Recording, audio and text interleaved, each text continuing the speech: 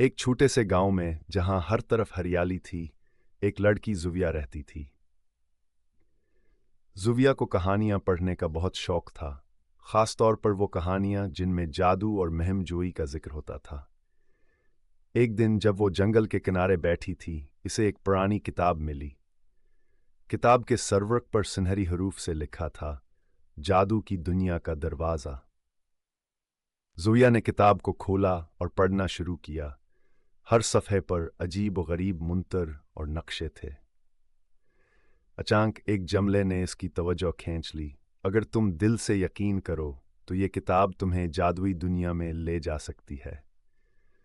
जुविया ने बेयकीनी से किताब पर हाथ रखा और आंखें बंद करके दिल ही दिल में कहा, मुझे जादुई दुनिया देखनी है।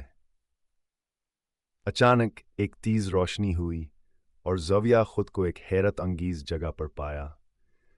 वहां उड़ते हुए परिंदे, बातें करते दरख्त और रोशनी से जगमगाते दरिया थे।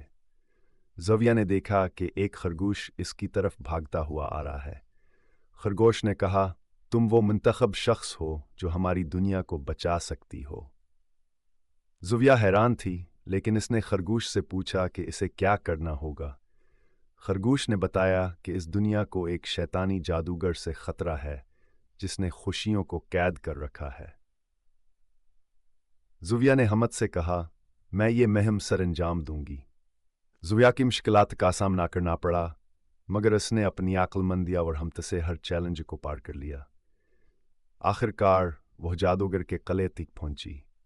वहां इसने अपनी किताब से जादू इंतर पढ़ा और जादूगर को शिकस्त दी।